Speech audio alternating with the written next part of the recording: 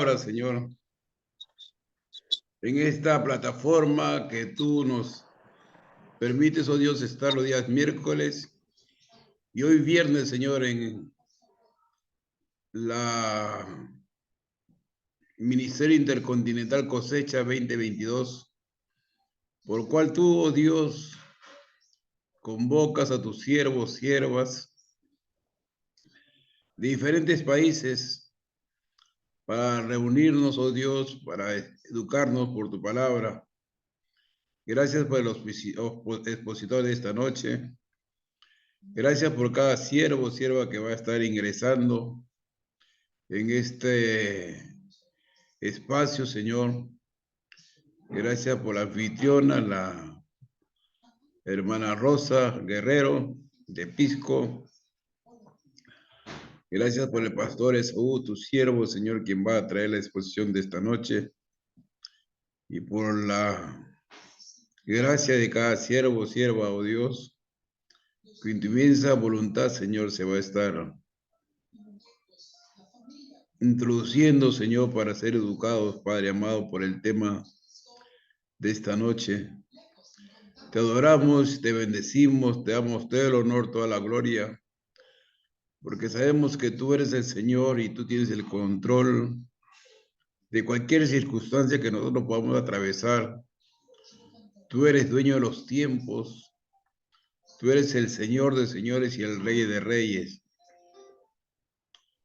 Y a ti, oh Dios, te ha dado placer y gracia, Señor, de que nos podamos reunir, encontrarnos, Señor, para interactuar, interrelacionarnos, intercomunicarnos, oh Dios, y participar, Señor, de un diálogo teológico, participar, Señor, de este encuentro, Señor, con tu palabra, y estar dirigidos, oh Dios, por tu Espíritu Santo. Declaramos que tú eres el Señor de la iglesia en la cual somos nosotros tus hijos, miembros de este cuerpo místico, que bajo tu gracia y tu misericordia, oh Dios, tú vas edificando en el poder de tu Espíritu Santo. Te adoramos, te bendecimos, Señor. Te damos toda la gloria y la honra, Padre, por tu buena voluntad que tú tienes para nosotros, tu pueblo, Señor amado, la cual tú has comprado con tu sangre preciosa. Nos has santificado por la palabra, nos estás renovando día a día, Señor, por un nuevo conocimiento revelado por las Sagradas Escrituras. Y tú has levantado maestros que nos instruyan, Señor. Y queremos disponer nuestro corazón, Señor, disponibles, sensibles, oh Dios, a tu buena voluntad. En el nombre de Jesús. Gloria a Dios. Igual participación en la hermana Rosa Guerrero, quien va a continuar con la reunión. Buenas noches, me escuchan, ¿verdad? Buenas noches, pastores, bendiciones con todos, en el nombre de Jesús. Bueno, hoy tenemos un tema importante que es el poder político, el cristianismo y el reino de Dios. Pastor Esaú Espinosa, bendiciones, pastor Esaú Espinosa. Ya para dar el...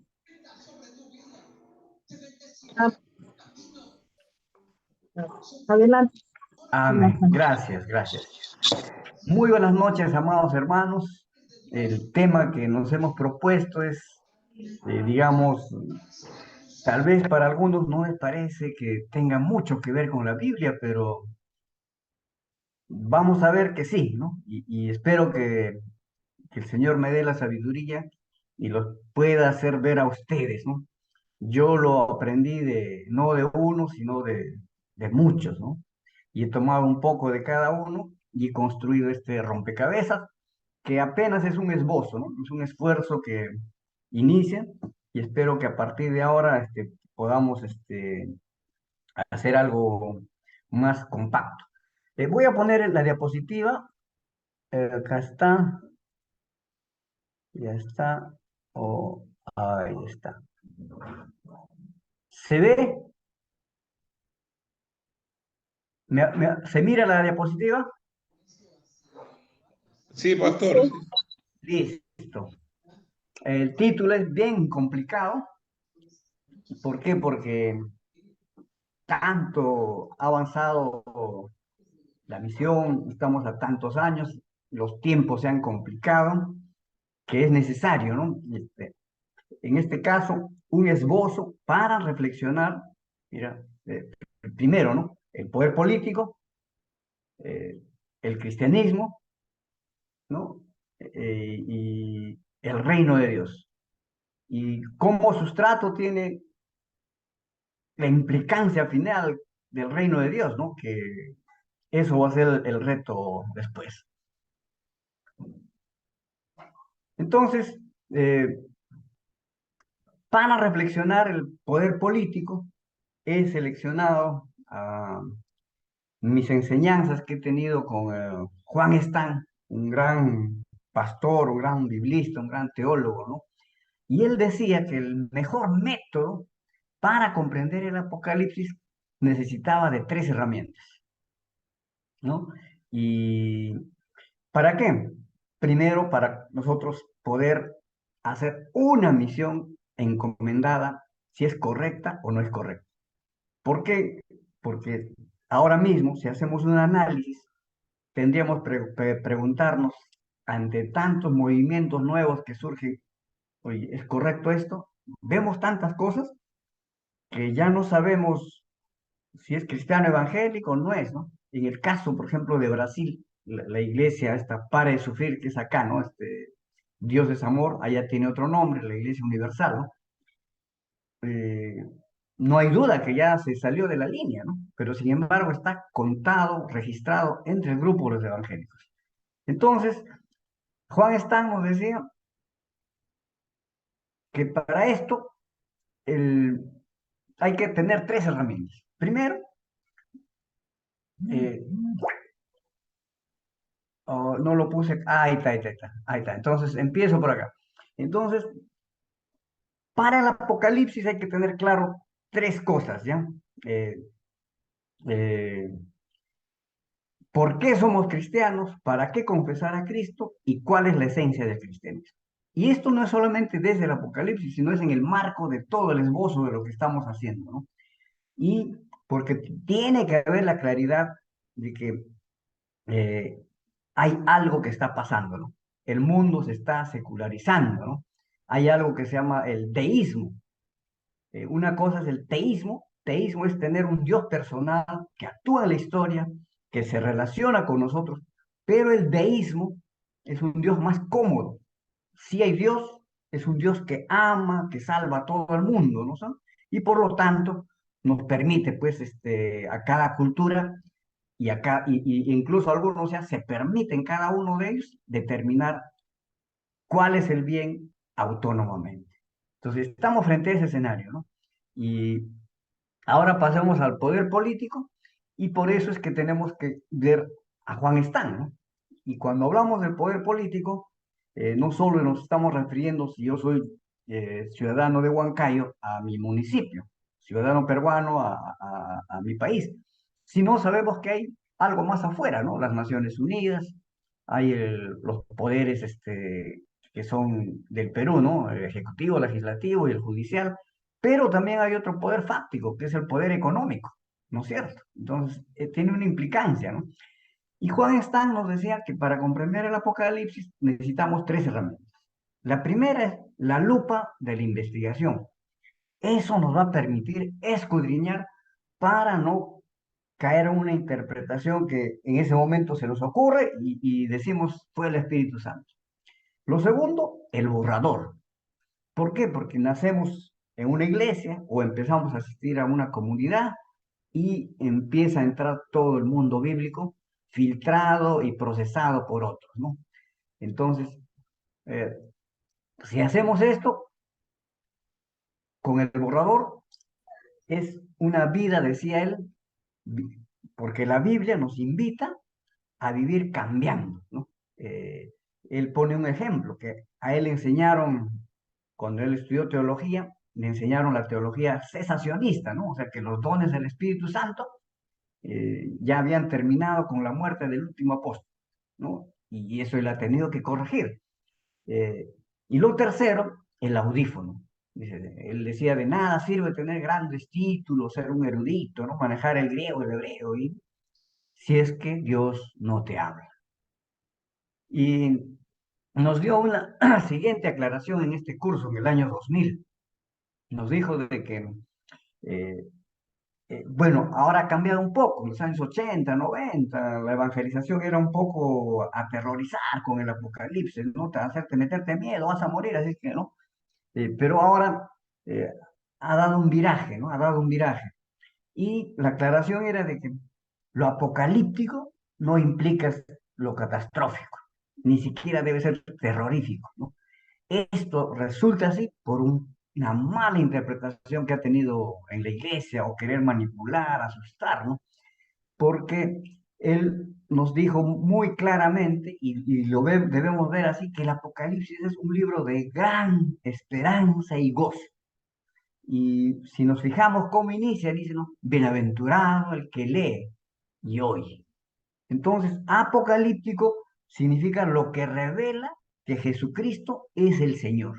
Y por supuesto, los enemigos son furiosos, poderosos, ¿no? La bestia, el falso profeta, las langostas, pero finalmente todos están derrotados. Entonces, en esta forma de enseñar de Juan Están, él le da un viraje, ¿no? Y la idea es que nos lleve al señoría de Jesucristo, ¿no? De esta forma hacemos algo mucho más prudente, más vivencial y sobre todo más bíblico, porque ahora han ocurrido dos cosas, ¿no? Hay dos extremos, unos que le tienen miedo y otros que no le tienen respeto al apocalipsis. Ah, esto siempre me han dicho fin del mundo. Ah, esto es mentira. Entonces ahora ya no hay milenio, no hay arrebatamiento, ¿no? Entonces, eh, ¿por qué? Porque esto es producto de que generalmente los predicadores hacían, en sus palabras, una espantología de la interpretación y todavía encima una interpretación bestiacéntrica, ¿no? O sea, como que sí, todo el poder estaba en los poderes malos y finalmente cuando en realidad Jesucristo es el Señor. Y para esto hay que tener tres cosas en mente, ¿no? O sea, que el problema central de Apocalipsis es culto al emperador o no. Y el tema práctico es, ¿los cristianos pueden adorar a Jesucristo? ¿No? ¿Sí o no? Entonces, la idea es obediencia hoy a la luz del futuro. Porque el propósito del libro de Apocalipsis finalmente es ponernos a los pies de Jesucristo como el Señor de señores y hacernos discípulos fieles. Entonces, él proponía que había que interpretar históricamente y contextualmente, ¿no? Y eso implica qué cosa. Históricamente estamos leyendo un texto que se escribió, ¿no? Él estaba prisionero en la isla de Patmos, ¿no? Y vio unas visiones, pero llegó a la prisión producto de un contexto, ¿no? Vivió en los años 90 del primer siglo, ¿no? Durante ese periodo había un imperio romano que era omnipotente, ¿no? Y lo segundo implica que tenemos que ser conscientes que hoy estamos en otro mundo, otro tiempo, ¿no? Entonces, eh, es preciso tener en cuenta que Dios habló en ese momento y su palabra tiene que hablar, por lo tanto, hoy, porque Dios habla, ¿no es cierto? Entonces, tiene un mensaje para hoy. Entonces, esa hermenéutica es la que está fallando, ¿no es cierto? Entonces, estos cristianos tuvieron que obedecerla en los años 90 del primer siglo y nosotros en el siglo XXI, en un contexto de nuestro país donde ya no hay el imperio romano, pero hay otros poderes, los que hemos mencionado hace un rato, ¿no? Entonces, como hemos visto, hay una triple problemática, ¿no? El problema, primero es el problema teológico. ¿Los cristianos también pueden adorar como Dios al emperador? Y eso cómo lo contextualizamos ahora, ¿no? Segundo, hay un problema de fe, ¿no es cierto? La gran persecución, aunque todavía no era generalizada, pero en la ciudad de Roma ya había una persecución en el año 56, ¿no? Decretada por Nerón. Aún, claro, no se había extendido en el resto del Imperio Romano, ¿no? En Asia Menor, donde vivía Juan, eh, habían ya brotes, ¿no? Y por eso es que va a citar las almas decapitadas, ¿no? Ahí en el quinto sello, ¿no? Hay las almas decapitadas debajo del altar. Hasta ese momento todavía no se exigía adorar al emperador bajo pena de muerte, pero ya se sentía la presión, ¿no? Juan mismo por eso está preso, ¿no? Y luego vendrán posteriormente 10 olas de grandes persecuciones. Entonces el segundo problema era ese, ¿no? De fe. Tercero, había un problema que era el problema moral. Y eso es lo que obviamos, y precisamente la charla total va a tener este sentido cuando tengamos que incorporar este tercer elemento.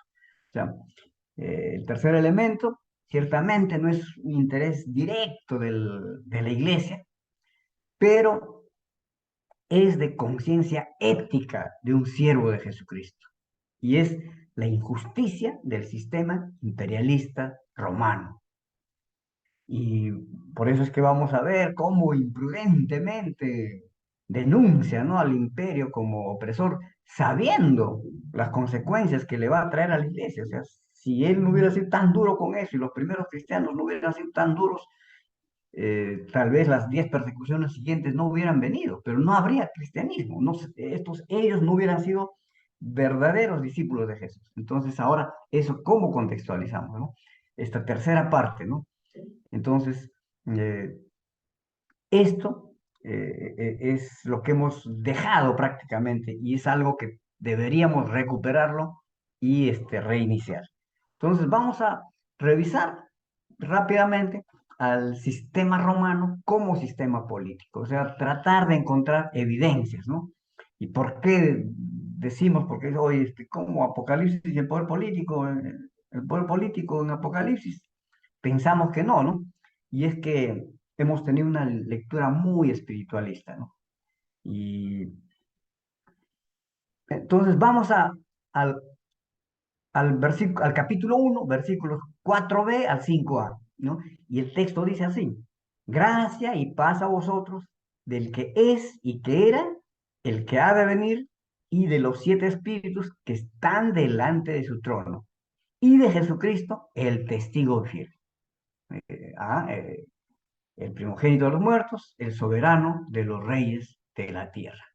Entonces, el testigo fiel, específicamente a la crucifixión, ¿no?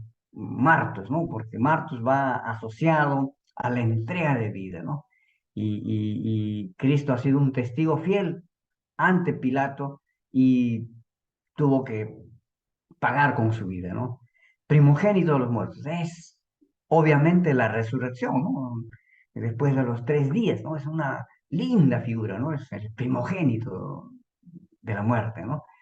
Y el soberano de los reyes de la tierra, específicamente es la ascensión de Jesús a la diestra del Padre, ¿no es cierto?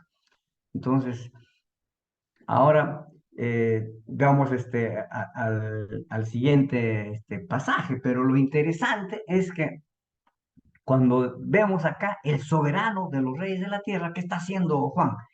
Lo está declarando a Jesucristo como el soberano del emperador que lo tiene preso. Domiciano lo había metido preso, pero Juan le dice: Domiciano no es el soberano. Aquel por quien estoy preso, Jesucristo, es el soberano, ¿no? Jesucristo es el soberano por quien estoy preso, ¿no? Entonces, esta es una manera de mofarse públicamente, ¿no? Y más aún sabiendo que el título del emperador era ese, ¿no? Él se creía el Pantocrator, el emperador de toda la tierra. Y lógico, ¿no? Humanamente hablando, él era el soberano de todos los reyes de la tierra. Y ese precisamente es el significado del imperialismo. Y Roma fue uno de los grandes, de los más grandes imperios de, de todos los tiempos, ¿no?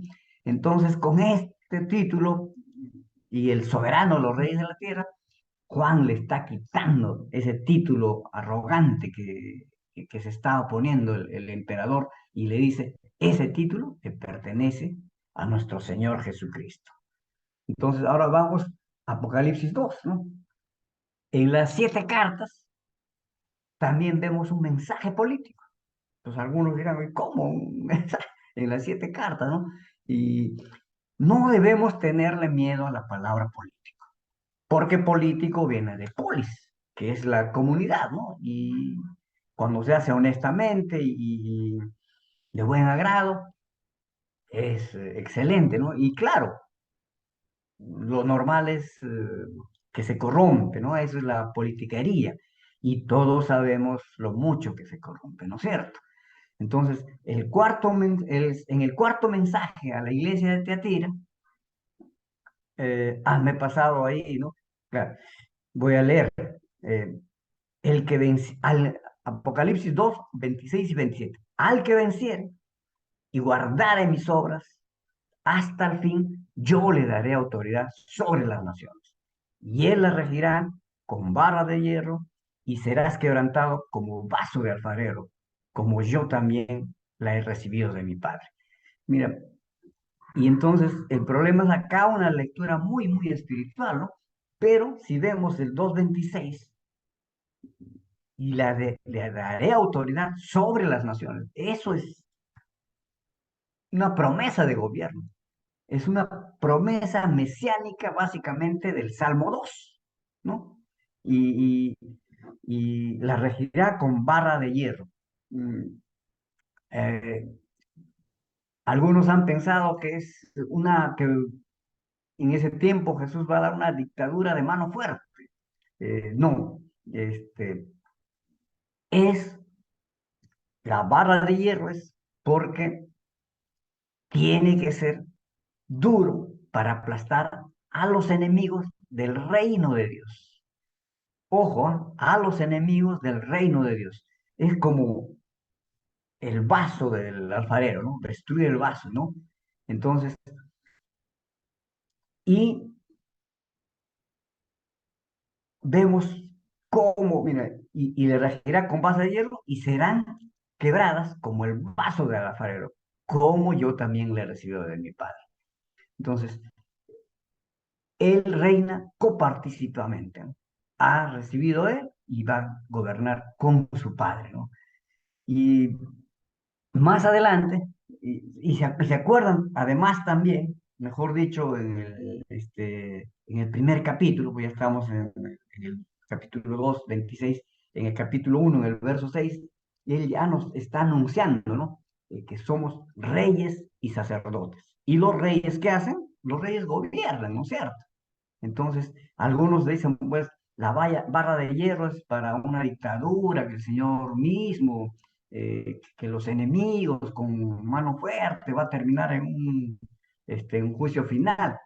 Pero no es solo eso, es el reino de Dios es participativo y va a ser un sistema más participativo que cualquier otro, que los que hayamos conocido. Entonces, vemos que esta la promesa, la cuarta iglesia, termina con una promesa gubernamental que nos hará partícipes de la autoridad que le dio Jesucristo. Eh, entonces, notamos que Juan de Patmos es consciente de la dimensión política, en el buen sentido de la palabra, ¿no? Como reino de Dios para todos los hijos e hijas del Señor. Y ahora veamos en la séptima carta, que está en Apocalipsis 3:21. Al que venciere, le daré que se siente conmigo en mi trono, así como yo he vencido y me he sentado con mi Padre en su trono. Entonces, en la carta a la Odisea también termina en los mismos términos. Dice, ¿no? Ahora, y el símbolo es el trono, ¿no? Y cuando va a pasar al capítulo 4 también está el trono, ¿no? Y vamos a ver cómo Juan va a hacer un enlace muy hermoso, ¿no? Termina ahí al que le daré que se siente conmigo en el trono, y en la visión en el capítulo 4 entra en la puerta, ¿no? Y ahí está el trono, ¿no? Porque en el 3:20 dice, he aquí estoy a la puerta y toco, y se sentará conmigo en el trono. Y la próxima visión comienza, abre la puerta y está en el trono, ¿no? Entonces, es la promesa a los vencedores es de una autoridad gubernamental de sentarse con él. Entonces, mira, es una figura muy simpática, ¿no? Jesús ha vencido, está sentado en el trono y no está solo, dice, está con su Padre, ¿no? Y más allá están los miles de vencedores que se van a sentar junto con Jesús y el Padre. Entonces vemos que es como un tipo de cogobierno participativo. Y eso nos tiene que hacer ver que así es el plan de Dios, así es la voluntad de Dios. Y como notamos, es todo lo contrario a los planes de los imperios, ¿no? Al del imperio romano, al del imperio ahora que quiere imponer. Y ahora, la pregunta es, ¿qué evaluación tú tienes de los imperios? ¿Qué evaluación tienes de esto, no? Entonces, en el capítulo 4 claro, la figura va a ser mucho más explícita, ¿no? Cuando Juan dice, yo vi un trono establecido, y en el cielo la figura del trono, mira, cuando hablamos de figuras, las palabras no son neutrales, ¿no? Y peor aún, en Roma, ¿no? Eh, si estás tú y te hablan de trono, en Roma, ¿qué pensaba? Emperador, ¿no es cierto? ¿No? Imperio, ¿no es cierto? Y ahora, ¿qué pensamos con eso? ¿No? Y yo he puesto ahí tres imágenes para hacerles notar lo cargado que tiene que ser esa palabra cuando dice, y vi un trono establecido, ¿no? Y no es que, bonito, la paz, Dios, espiritual, no. Y si hablamos de trono, recuérdense, ¿no? Búnker.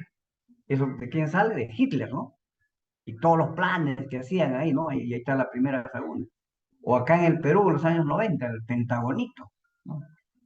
O en la Revolución Rusa, el Gulag, ¿no? Mira, ahí está, he puesto el mapa de Rusia y todos esos puntitos son los campos de concentración donde estaban los Gulag, ¿no? Donde murieron, otros dicen 80 millones, 20 millones, 100 millones, no sabemos. Y entonces, ahora sí, con eso en mente, podemos pasar al segundo punto, ¿no? Eso tengamos en cuenta el poder político. Entonces, ¿qué es lo que quiere Dios? Eso tienen que ustedes, si he logrado hacerles ver que el Apocalipsis trata del poder político y que tiene que estar muy relacionado con el reino de Dios y que es un cogobierno, espero que sea así. Ahora veamos el segundo punto, los cristianos y el cristianismo. Entonces, miren, esto tiene 2000 años de historia, ¿no? Casi ya 2000 años de Jesús, de historia desde... Pero no, hace unos 500 años, o sea, estamos hablando de 1500, sobre todo 1600, va cambiando la cosa, va a haber un viraje, y que ha sido retomado en varios momentos, y les voy a hablar de tres, cuatro personas, y luego del método histórico crítico surge la teología liberal, de eso viene una defensa de parte de, básicamente, de Carvar, ¿no? Pero de eso surgió algo peor, que los cristianos han absorbido y han querido reconvertir radicalmente el cristianismo. Y ahí estoy poniendo a John Hicks, ¿no? Y mira, un libro publicado que dice La metáfora de Dios encarnado, ¿no? Él es un filósofo de la religión, teólogo presbiteriano, él es inglés, pero ha trabajado más en Estados Unidos, ¿no? Y él nos va a decir algo que es chocante y de ahí van surgiendo lo que llamamos ahora la ideología de género, ¿no? Va entrando a la iglesia, ¿no? Mira, dice, él que va a postular en su libro, Jesús no tuvo la intención de fundar una iglesia que le continuase, tampoco una religión separada del judaísmo, ¿no? Imagínate, ¿no? O sea, con eso nos está dejando sin piso el cristianismo. Él va a añadir y dice, la alternativa es una fe cristiana que se tome a Jesús. O sea, como no hay eso, entonces ya hay que tomarnos a Jesús como nuestro supremo Señor, pero no necesariamente como el único. O sea que solamente hay que tomarlo a Jesús, dice, como guía espiritual, no como nuestro eh, eh, único líder personal y como si fuera un maestro, ¿no? Entonces, con lo cual literalmente, pues, él acepta varios dioses, ¿no es cierto? Ve al cristianismo solamente algo auténtico como un conjunto de cosas salvadoras y liberadoras, ¿no? Pero que finalmente también hay otros caminos. Entonces va a decir que eh, tenemos que ofrecer al mundo una reinterpretación, ¿no? Y esa reinterpretación que ellos ofrecen, estos nuevos teólogos, son eh, el amor, la tierra es para amarnos entre los seres humanos, ¿no? Y todos, no hay juicio final, no hay eso, ¿no? Imagínate, esto es del mundo protestante. El mundo protestante, ¿eh? No he tocado el mundo católico. Vendrá otro, eh, peor, peor que Hit, que es John Shelby Spong, ¿no? Y ambos son seguidores de un teólogo Robinson, de unos 100 años antes. Estos son de 1950, más o menos, ¿no? Y el otro es Robinson, es de 1850, más o menos. Y estos dos se proponen terminar la tarea del teólogo anglicano inglés Robinson en un libro eh, Sincero para con Dios, que va a publicar en 1963, propone que debemos abandonar el teísmo, ¿no? Teísmo es el Dios personal, ¿no? Dios que presente en la historia, ¿no? Y deísmo es solamente creer en una divinidad hermosa, esto, ¿no? Que es puro amor y esto, ¿no? Y espiritualidad ya es algo peor, ¿no? La espiritualidad es, oye, los dones espirituales, sí, y bueno, todo vale, ¿no? Y listo, ¿no? Ya no necesitas institución, no necesitas iglesias, no hay una revelación válida, ¿no es cierto? Entonces, él en ese libro, Sincero para con Dios, va a decir que hay que abandonar el teísmo y va a postular que dice que eso es un paso hacia la madurez, hacia la mayoría de la edad humana, ¿no?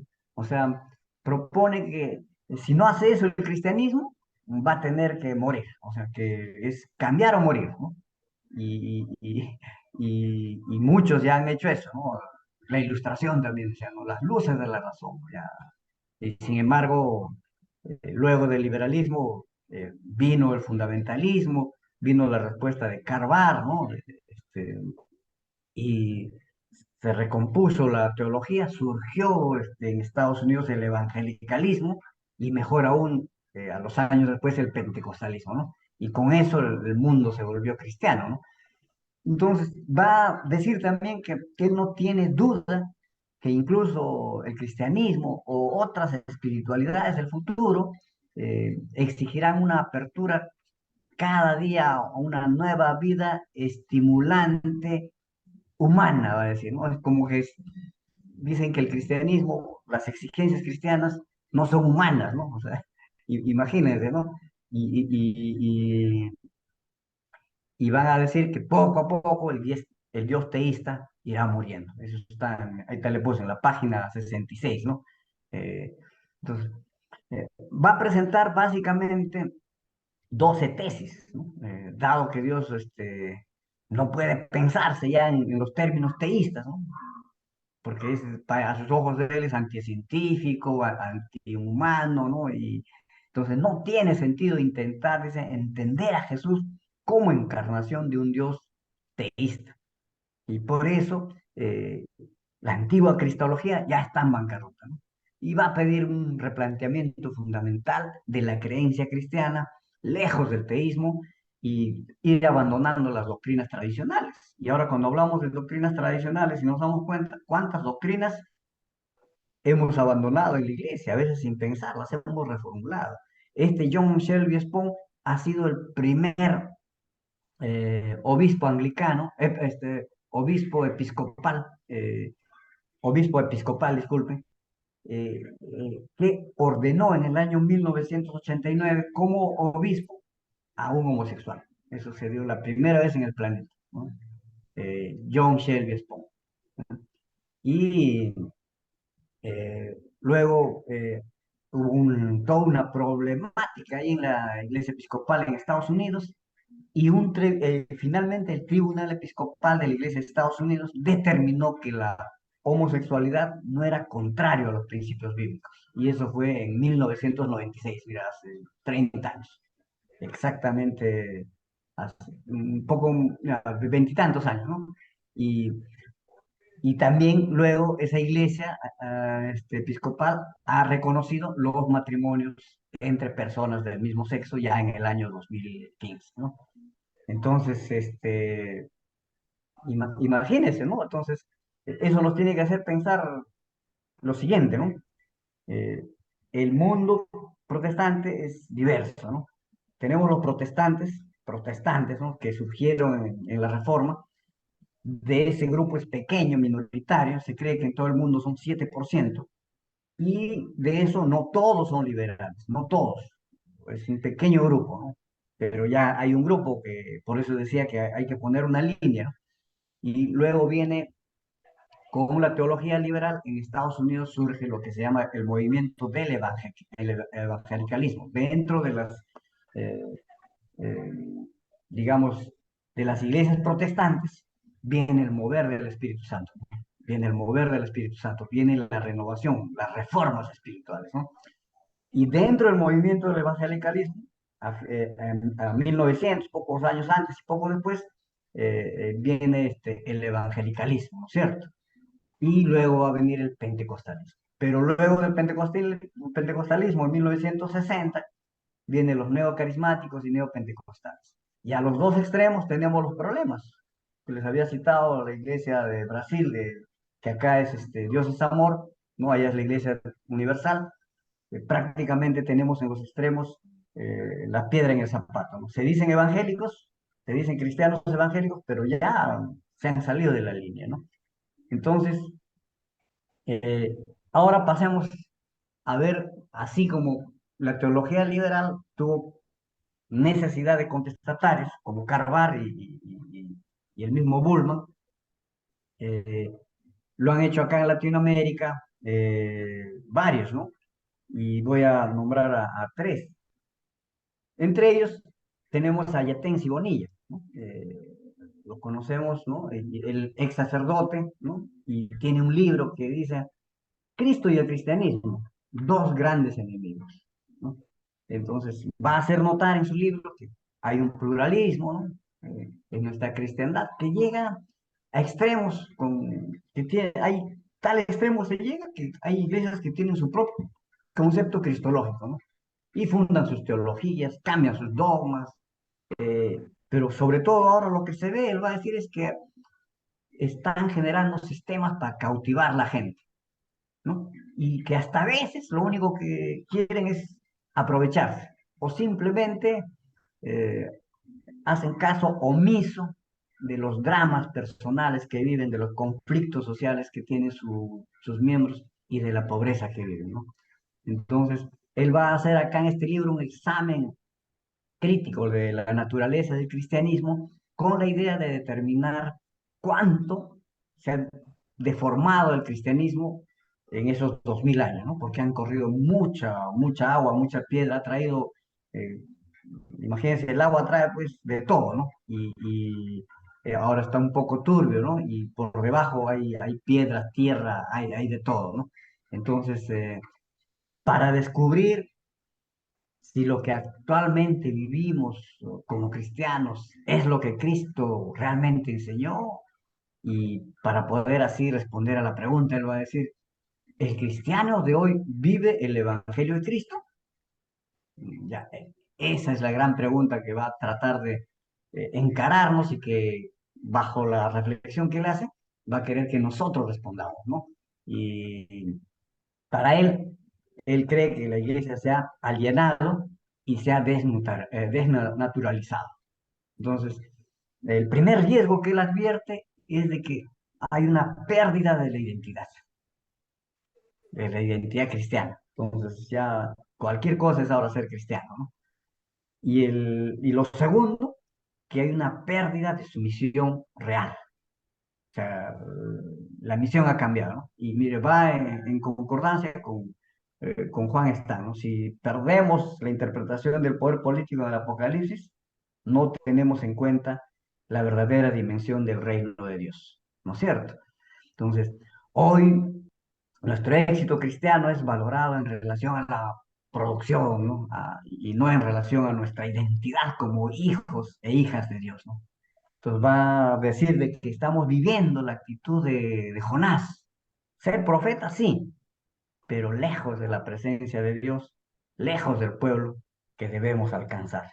Entonces, mira, ese libro deben leerlo de manera interesante. Eh, Acá tenía que tratar al otro, pero está bien. Y esto nos hace recordar algo, ¿no? Debía primero haber presentado a Reimeros, después al otro. Se me vio, ¿no es cierto? Entonces, mm, eh, y por qué pongo acá a Reimeros?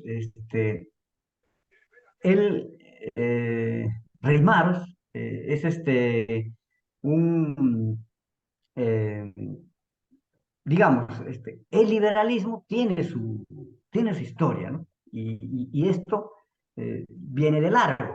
Y en esto han influido tres personajes, ¿ya? Bueno, son muchos, ¿no? Pero básicamente yo voy a referirme a tres personajes. Y entre ellos, al que me voy a referir primero es a Reimaros, ¿no? Reimeros tuvo varios escritos que no los publicó, se los dejó a su amigo Lessing y le dijo que lo publiquen una vez que él fallezca, ¿no? Cuando yo fallezca, tú lo vas a publicar, porque sus ideas eran en un mundo cristiano potente y fuerte que dominaba todo, que era omnipresente, él sintió que era peligroso, ¿no es cierto? Y eh,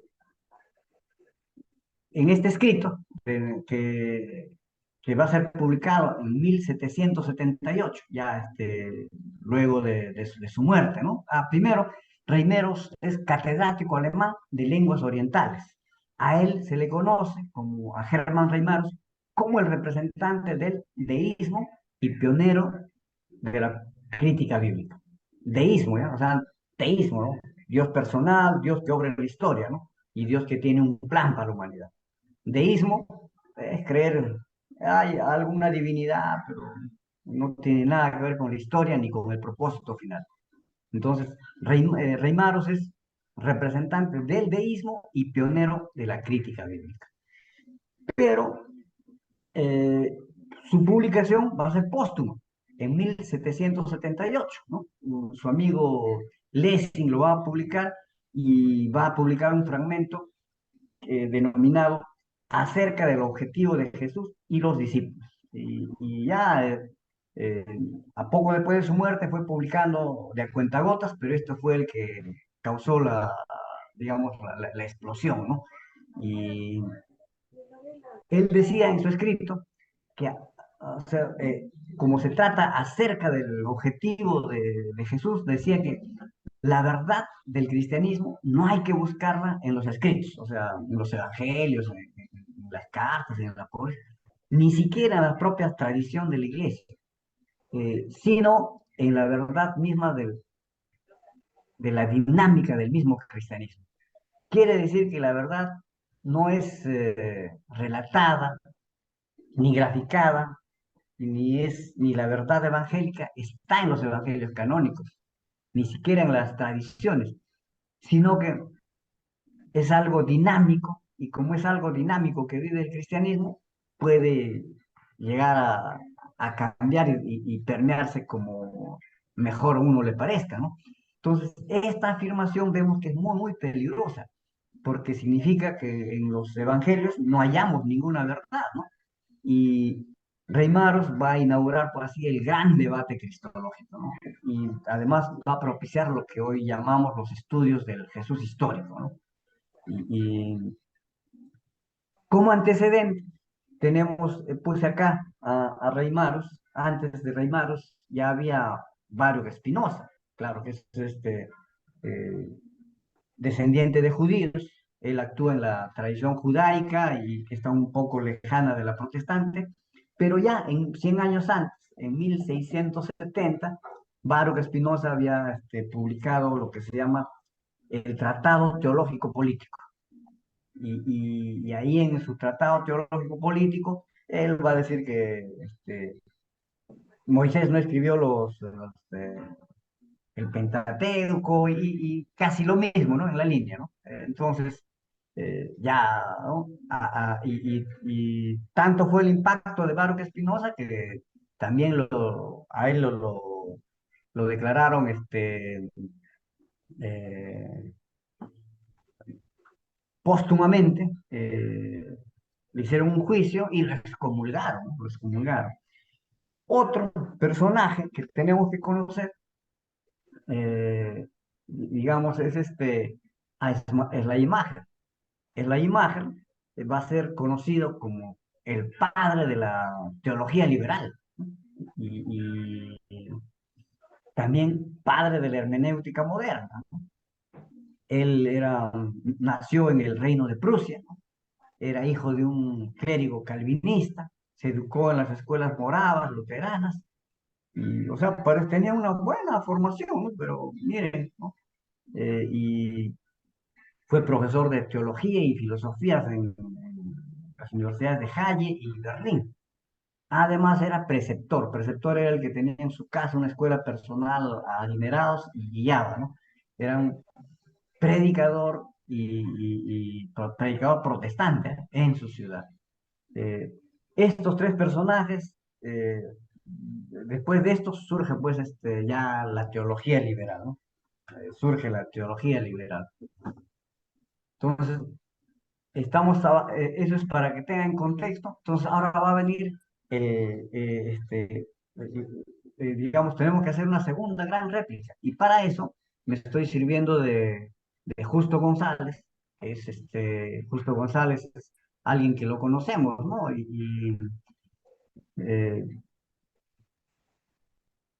lo conocemos sobre todo por su historia en cristianismo, ¿no? En todos los seminarios, cuando estudiamos historia de la iglesia, leemos sus obras, ¿no? También su historia de la Reforma, tiene su diccionario teológico. Es un hombre extraordinario, ¿no? Y él nos va a dejar un gran libro, y en ese libro es el siguiente. Ah, ahí está, ¿ves? Ahí está. No creáis a todo espíritu. Y ese libro es potente, eh, va a ver la fe cristiana y los nuevos movimientos religiosos. Entonces, es algo que nosotros tenemos que tener en cuenta porque eh, sin eso estaríamos, digamos, obviando gran parte de lo que está pasando, ¿no? Entonces, él va a hacer recordar lo siguiente, ¿no? Eh, Va a empezar su libro, si está hablando, no creáis a todo espíritu, está citando a 1 Juan 4, del 1 al 3, ¿no? Y básicamente esa parte del versículo que dice, amados, no creáis a todo espíritu, sino probad los espíritus, si son de Dios, porque muchos falsos profetas han salido por el mundo. Entonces, claro, casi todos hablamos de eso, casi todos predicamos de eso, pero sin embargo, eh, ¿cómo hemos llegado a este punto, no? Esto siempre ha estado en la Biblia, yo lo he escuchado muchas veces y el asunto no es tan simple ni tan fácil, ¿no? A ver si le piden a alguien que está hablando que apague su micro. A ver, hay alguien que tiene prendido su micro, por favor, lo apaga. Entonces, mira, acá Justo González nos va a hacer ver que el movimiento evangélico en América Latina hoy se encuentra en crisis, ¿no? Y va a decir que cuando habla de crisis, va a decir que esta palabra ha sido tomada directamente del latín, ¿no? Que en griego no es como que hoy se predica, ¿no? Ahora predicamos crisis es oportunidad, así como los chinos dicen, ¿no? Eh, Sino crisis en el sentido de que, digamos, en el sentido y sobre todo en el énfasis, ¿no? De que hay una dificultad o una posibilidad de que algo desaparezca. No solamente eso, sobre todo que va a haber un juicio que se emite sobre algo y va a poner como ejemplo la parábola de los talentos, ¿no? Y entonces, en la parábola de los talentos nos va a decir que él no va a venir solamente a hacer una simple auditoría, a ver los malos manejos ilegales, sino va a venir para juzgar lo que se ha hecho con el negocio. Y eso tiene ya un resultado inmediato, ¿no es cierto? Entonces, él cree necesario que debemos tomar en cuenta esto de la crisis. ¿Y por qué? Porque está notando, él dice dos cosas, ¿no? Que estamos confundiendo, o sea, que la crisis es producto de dos cosas, dice él, de que estamos confundiendo la división de la iglesia con la multiplicación, o sea, como que está creciendo el evangelio. Y segundo, que el otro problema de la crisis es que hay muchos que están tomando el evangelio como modo de ganancia. Entonces, ahí él se va a preguntar, y ahora, frente a este escenario, ¿cuál es la medida de juzgar? Ciertamente es cierto, ¿no? Pero ¿cuál es la medida de juzgar? ¿Con qué regla vamos a juzgar? Es fácil citar amados, no creáis a todo espíritu, sino probar los espíritus. Pero ahora, ¿cuál es la medida para juzgar? ¿Cuál es la regla, no? Entonces, ahí viene, ¿no? Y para que lo noten bien, él va a hablar mucho digamos, de este sinónimo de crisis y va a presentar Apocalipsis 18:10. Voy a leer Apocalipsis 18:10. Preparándose lejos por el temor de su tormento, diciendo, ay de la gran ciudad de Babilonia, la ciudad fuerte, porque en una hora vino tu juicio, ¿no? Y tu juicio acá, si vemos, acá le he puesto acá, en el griego, esta página, lo he sacado logos que logos, a los que no saben griego, usted va y mira, te sale el texto en la Reina Valera, te sale el código Strong, que es el azul, en rojo te sale la palabra en griego y, y te viene la clasificación de la palabra, ¿no es cierto? Y finalmente la traducción. Tú haces clic al azul y te sale el resultado, ahí está. Y te sale la lectura, ahí está. En griego, ¿no? Crisis y transliterado, crisis también, y lo que significa, ¿no? Juicio, justicia, condenación. Entonces, ahora la idea es, ¿por qué cree que está en crisis? Les había dicho, porque estamos confundiendo división con multiplicación. Está creciendo, está avanzando y que hay personas que están aprovechándose, haciendo negocio de la fe, ¿no? Y este es el gran tema. ¿Con qué medida? ¿Cómo vamos a juzgar?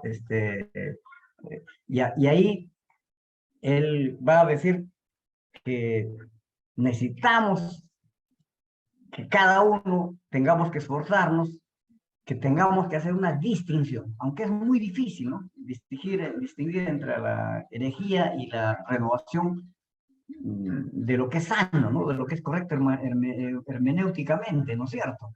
Y esa es la gran tarea de la iglesia, esa es la gran responsabilidad de la iglesia. Y ahí es donde tenemos grandes problemas, ¿no? Y sobre todo, en el tema él va a decir, en el tema de la proclamación evangelística, de la proclamación de la justicia y de la paz en este mundo, ¿no? Y va a aclarar que el testimonio de Jesús no es testimonio si no lleva consigo un mensaje de unidad, si no lleva consigo un mensaje de justicia, si no lleva consigo un mensaje de justicia. Y claro, ¿no? Parece utópico tratar de cambiar las estructuras socioeconómicas, ¿no? Y tratar de que funcione de acuerdo a las reglas del reino de Dios. Pero si vemos Hechos 2, si vemos Hechos 4, mientras que el cristianismo de la iglesia primitiva era comunitario, era pues ecosistemas del reino de Dios, podemos decir, ¿no? Y ahora estamos en algo distinto. Entonces, eso es lo que se tiene que cambiar, ¿no es cierto? Y ahora él va a querer pasar a demostrarnos cómo es que tenemos que, digamos, tomar el tema de las herejías, ¿no? Y para eso él nos va a hablar de lo que se llama el poder de la mentira. Entonces, Justo González, para eso, nos va a hacer recordar al gran Irineo de León. Irineo de León ya decía que la mentira no tiene poder alguno, sino que el poder de la mentira está en la verdad que contiene. Y una mentira, a todas luces, cuando es falsa, no convence a nadie. Y va a poner un ejemplo. Él va a decir, Justo González en ese ejemplo va a decir, mira, estamos conversando usted y yo le digo, he ido al desfile de fiestas patrias y me he encontrado con Napoleón Bonaparte. Entonces usted va a decir, oye, está loco, esto es falso, ¿no? Nadie me cree. Pero si yo digo, he ido al desfile de fiestas patrias y terminado el desfile, de casualidad, me choqué con el presidente y le saludé y él me respondió. Entonces tú haces una valoración ahí, ¿no? Oye, tal vez sí puede ser, quizás, ¿no? Y la tercera, pero tú vas a decir, oye, he ido al desfile y en el desfile me he encontrado con el hermano tal de la iglesia. Ah, ya, entonces te va a creer, porque sí se ha encontrado con un hermano, él le conoce y tú le puedes preguntar, ¿no? Entonces, a la primera la hemos descartado. A la segunda, estás en duda o le das algo de crédito, ¿no? Y a la tercera, has aceptado, aunque pudo haber sido una mentira, ¿no es cierto? Entonces, y Justo González va a decir, una mentira tiene poder como si fuera verdad, porque buena parte de lo que se dice concuerda con la verdad. Concuerda con la verdad que tenemos, entonces es aceptable. Entonces, ¿por qué en este caso, no? Al hermano lo conocemos y tú puedes constatar eso. Ah, ya, entonces sí, me ha dicho algo que es verdad. Pero finalmente, ¿qué conclusión debemos sacar de esto? Advertimos que es muy difícil juzgar, ¿no? Qué es verdad, qué es mentira, en aquellas cosas que están envueltas, las mentiras, ¿no es cierto? Y para esto, él dice, es necesario pautas teológicas. Y si son ministros que ni siquiera tienen formación, ¿qué pautas teológicas tienen, no? Entonces, si no tienes pautas teológicas, no vas a ser capaz de discernir entre lo bueno y lo verdadero, ¿no? Lo que puede ser falso, lo que puede ser malo, ¿no? Y eso es lo que está pasando con los nuevos movimientos, va a decir, ¿no? Y por eso él va a insistir al final, ¿no?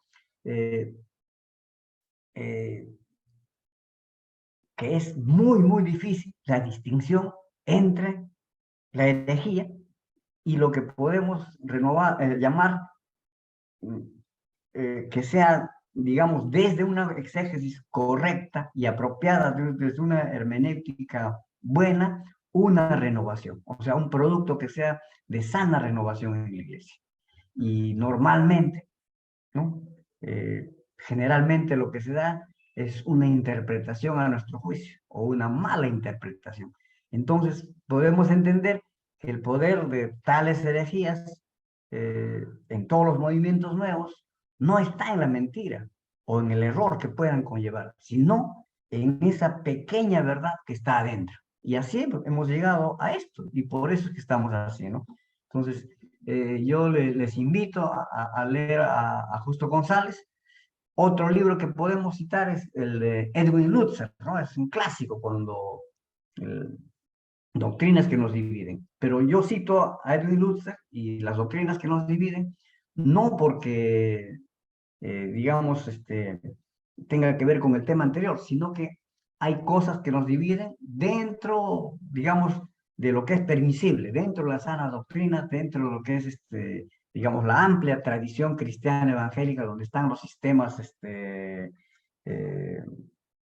teológicos y bíblicos que podrían estar en el marco del cristianismo, ¿no? Y con ello lo hago para decirle lo siguiente, citando a Wayne Grudem, ¿no?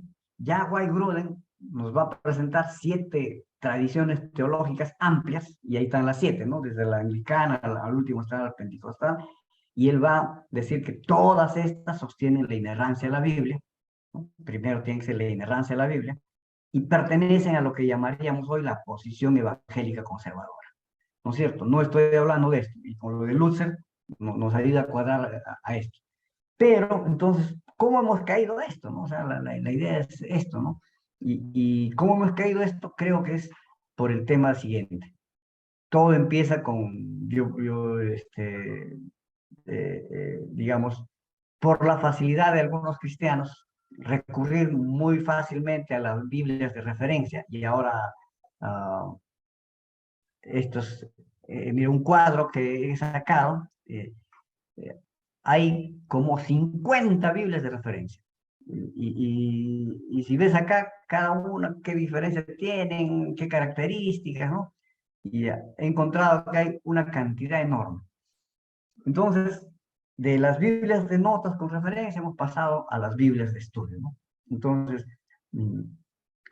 digamos, por ejemplo, la Biblia de Estudio del Peregrino, de Luis Alencio Schockel, que es una extraordinaria traducción, pero siempre tiene lo suyo, ¿no? Por ejemplo, si vemos Mateo 13:55, ¿no? No es el hijo del carpintero y sus madres, ¿está? Y con nosotros, con ese texto está zanjado, ¿no? María no es virgen, pero ellos tienen su dogma de la Trinidad de la Virgen María, ¿no? Y en sus notas, ¿qué va a decir la Biblia del Peregrino? Dice, ¿no? ¿Qué dice? Sabido es que en la tradición bíblica, hermano puede designar también el pariente. Entonces ellos que van a decir que si el texto dice en griego, no es el hijo del carpintero, no se llama su madre María y sus hermanos Jacob, José, y sus hermanas, ¿no? Ya sí tenía hermanas, ¿sí? Pero como es primo, entonces eran, José pues es un viejito que ya había tenido sus hijos, y María jovencita que nunca la ha tocado, ni antes ni después que se ha casado, y ha sido virgen toda la vida, ¿no? Entonces, mira, esa es una forma, digamos, hasta cómo una Biblia de estudio apoya sus doctrinas, ¿no? Y otra, acá les presento, esta es la Biblia de estudio Scofield, ¿no? Y la Biblia de estudio Scofield ha tenido mucha presencia acá en Latinoamérica,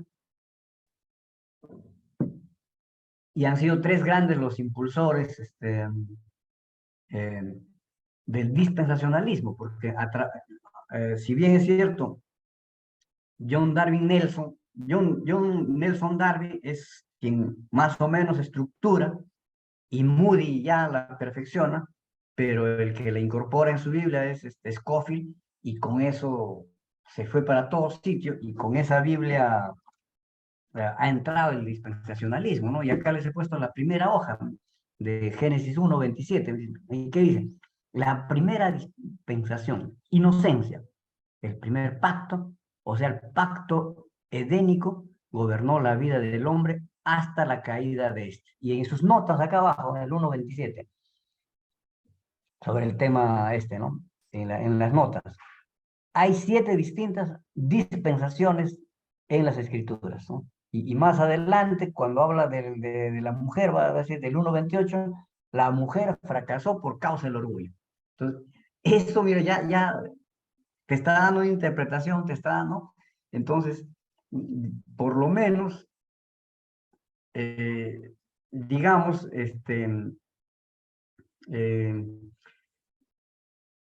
a pesar de que, diga, a ver, en la Biblia Scofield, primero que fue publicada por la Compañía de Publicaciones Presbiterianas Reformadas.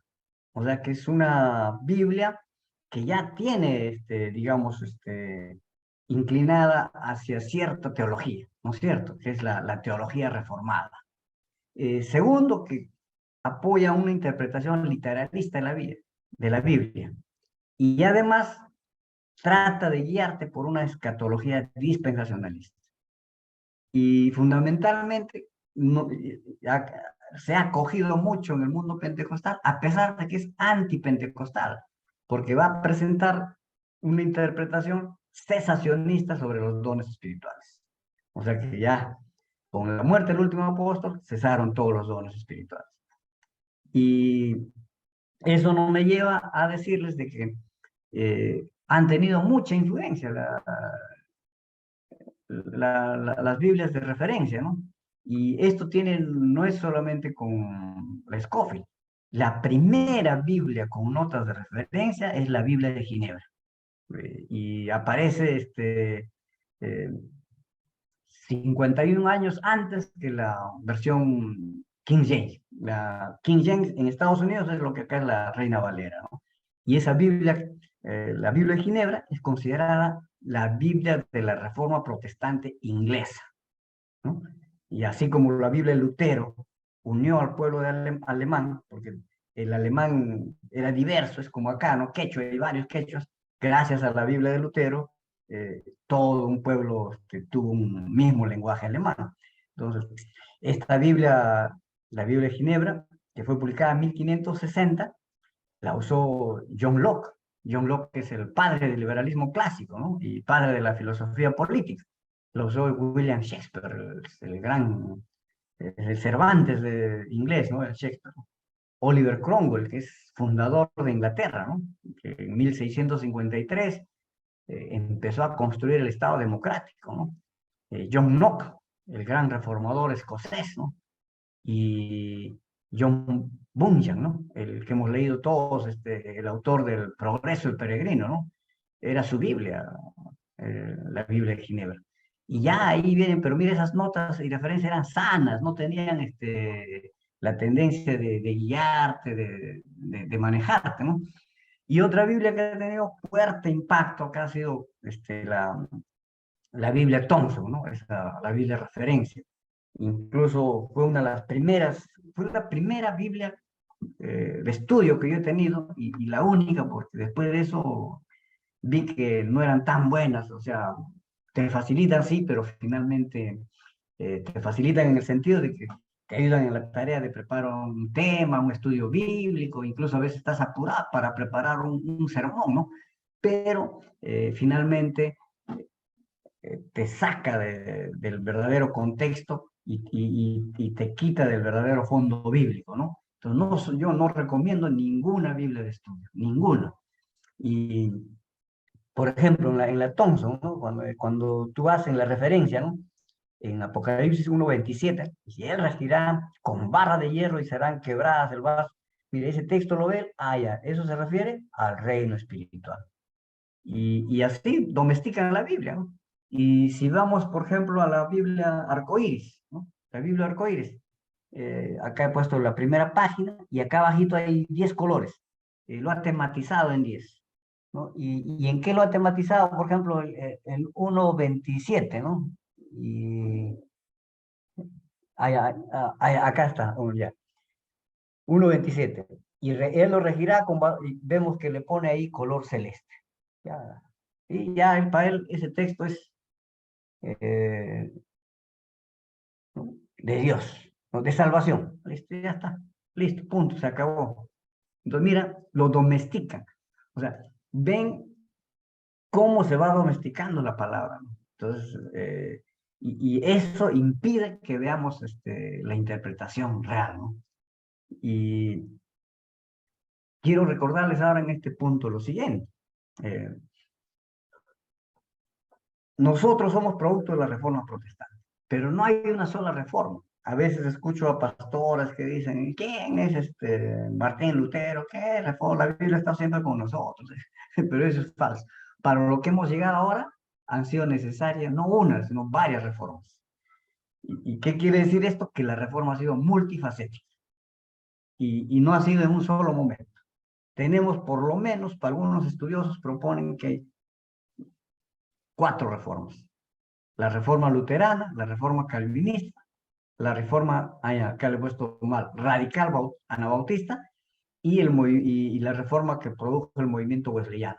Y con eso viene el evangelicalismo, viene luego el pentecostalismo, ¿no? Y de ahí se divide el pentecostalismo.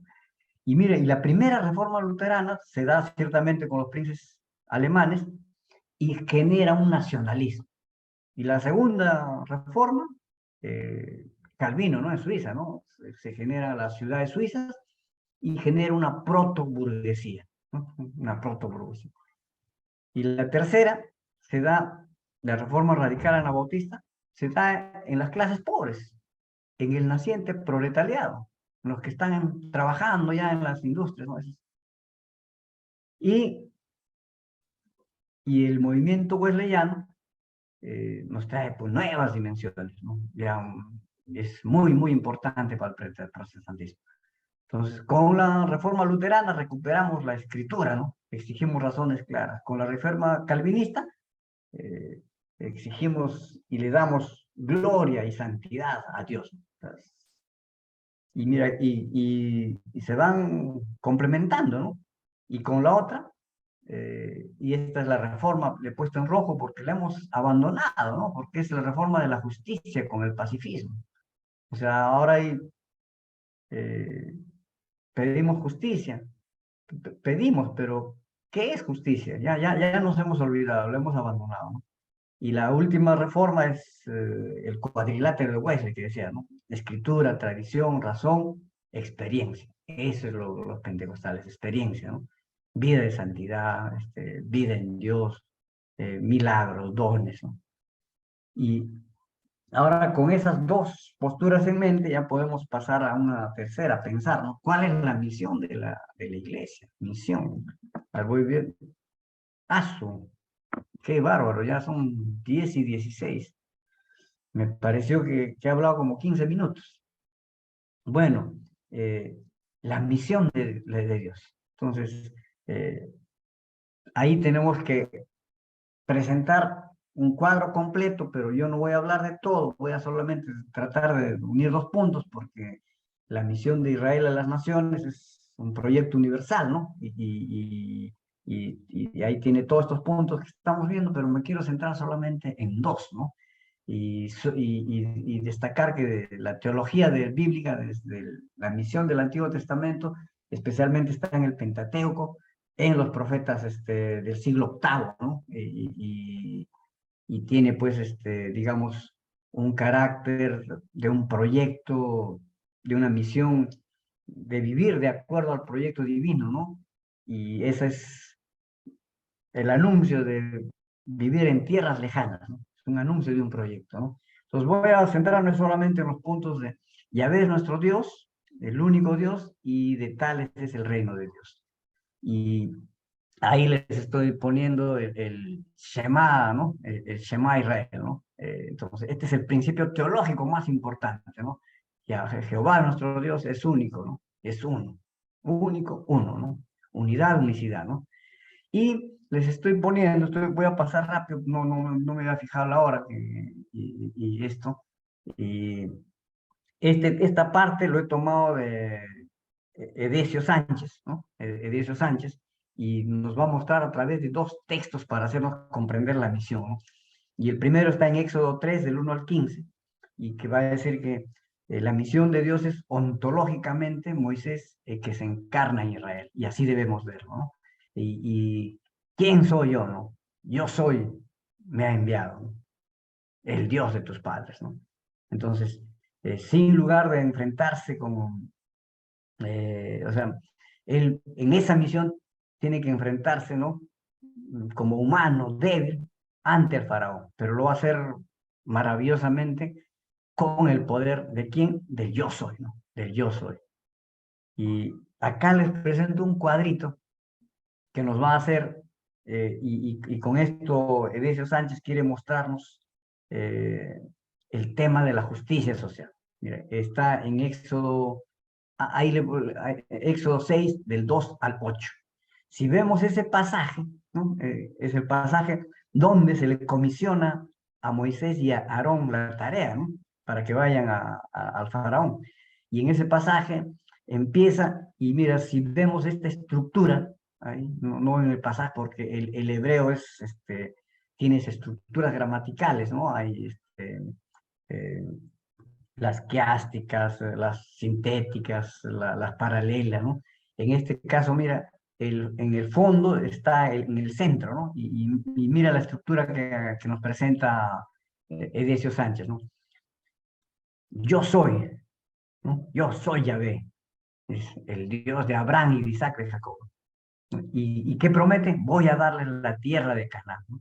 Y yo soy Yahvé, yo los liberaré, ¿no?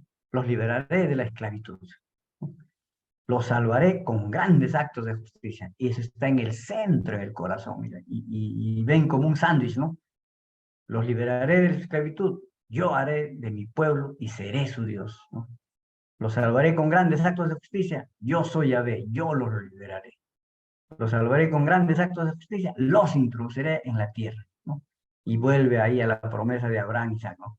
¿Y por qué? Porque él es Yahvé. Entonces, por eso hemos citado el gran Yahvé, ¿no? Entonces, ¿qué quiere Edesio con estos dos pasajes? Ver que hay una unidad de contenido que afirma una relación intrínseca entre la presencia de Dios que se manifiesta en ese grandioso Shema que hemos dicho al comienzo y que está presente en su nombre, en eso lo que llamamos el gran tetragramatón, ¿no? El Shema Israel, y en las acciones divinas de la justicia para liberar al pueblo oprimido de Egipto. Pero eso no ha terminado ahí, entonces la misión desde la perspectiva del Éxodo es tener del lado del pueblo misionero a ese yo soy, ¿no? Y considerarle como su objetivo, como el objetivo de la misión. Liberar entonces a los marginados, liberar a los oprimidos, liberar a los vulnerables.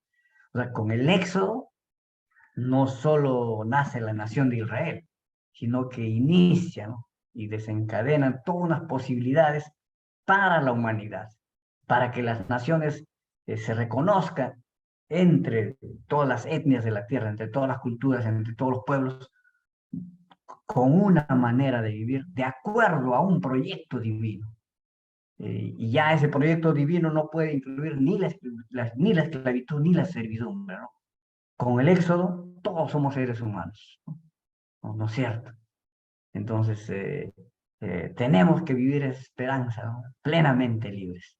Entonces, para él, en realidad, esa es la gran tarea de los cristianos, conjugar esa tarea, ¿no? Y buscar la presencia de justicia universal.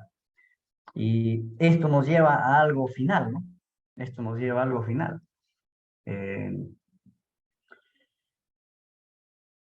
De tales es el reino de Dios, ¿no? Y creo que no hice la diapositiva de esto, a ver, sí, pues no hice, ya. Entonces, esto nos lleva a algo final.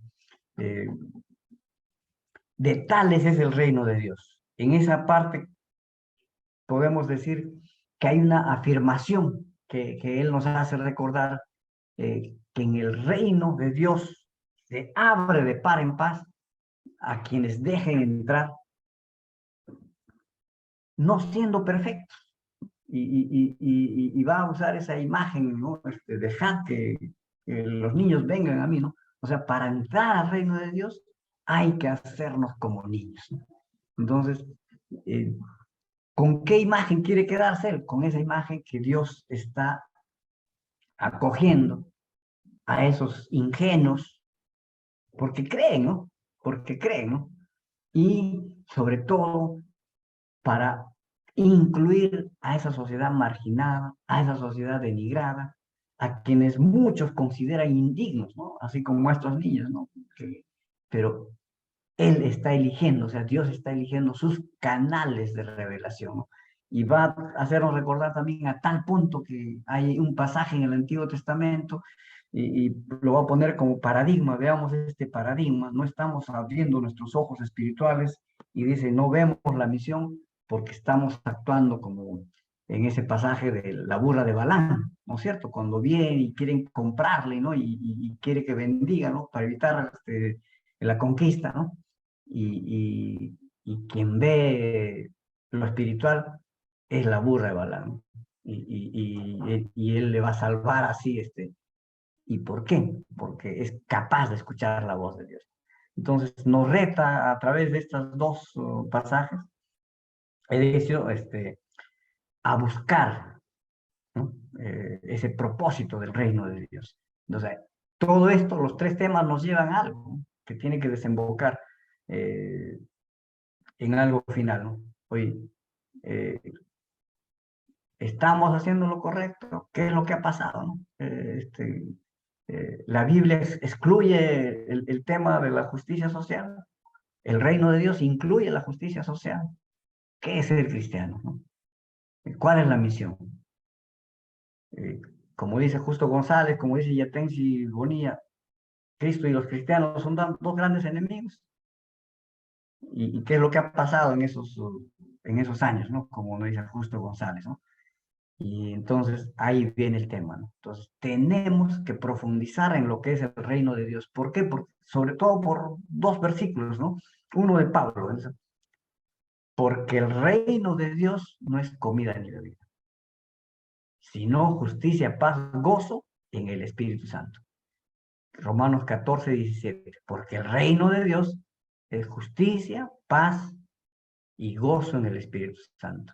Y recordar que en Hechos 1, cuando empieza, ¿no? Hechos, eh, Lucas había terminado su evangelio con la ascensión y retoma ahora Hechos y va a empezar a contar, ¿no? El último tratado les he dejado y ahora a estos que les ha dejado a los 120 para recibir el Espíritu Santo los vuelve a retomar. Dice, o sea, se refiere como que a estos 120, a quienes también, después de haber padecido, ¿no? Después de haber, o sea, de la crucifixión, resurrección, se presentó vivo con muchas pruebas indubitables, apareciéndoles en varios periodos, ¿no? Durante 40 días. ¿Y qué hacía Jesús en esos 40 días? Hablándoles acerca del reino de Dios. Entonces, esa es la gran tarea, ¿no? Esa es la gran tarea. Espero que haber provocado, propiciado, y esto es, digamos, el inicio, ¿no? Para algo, ¿no? O sea, ¿qué piensan ustedes? Ciertamente el reino de Dios incluye la justicia social. El reino de Dios incluye la justicia social. Hoy vemos que las grandes misiones, y no desde ahora, ¿no? Sino hace, digamos, desde los años 70, 80, que en Estados Unidos aparecieron los teleevangelistas, ¿no? Y soñaban que a través de la televisión, los grandes centros misionarios, las grandes misiones evangélicas, desde los escritorios planificaban, ¿no? Y resulta que salieron, pues, eh, recaudaban una investigación del Congreso de Estados Unidos. Miles y miles de millones recaudaban los fondos para las misiones. Y cuando inician la investigación a estos centros misioneros, recién es que vienen acá la misión de Jimmy Swaggart, compró la iglesia de Manuel, que eso era de Asamblea de Dios, ya las asambleas se lo traspasó a la iglesia de Manuel, ¿no? Y le compró varias, ¿no? Entonces, era que estaban saliendo del apuro, ¿no? ¿Qué hacen con tanta plata? ¿No? Porque recibían, esa vez dijeron, 1.500 millones de dólares anuales. es una cantidad. Cuando terminó la investigación y se publicó en Estados Unidos, el fondo de emisiones se fue, pero ni a la 10ª parte. O sea, fue peor que el efecto que trajo acá Santana a toda la iglesia, ¿no? Con ese escándalo mermó las iglesias y cuestionó los diezmos, ¿no? Entonces, eh, les invito esto es apenas un esbozo, una provocación para decir hoy la gran tarea que tenemos, ¿no?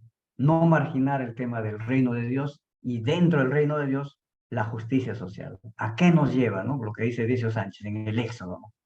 ¿O creen que es una interpretación forzada? Con eso habría acabado y espero de que podamos haber sido provocativos. Bueno, gracias, Pastor Saúl. Bueno, alguien que puede hacer alguna pregunta, aportar al tema que ha traído el pastor Saúl Espinosa. A ver, si invitamos al pastor Adrián Espinosa. Pastor Adrián, buenas noches, Dios lo bendiga. Si puede generar alguna pregunta o algún comentario aportado al tema del pastor Saúl.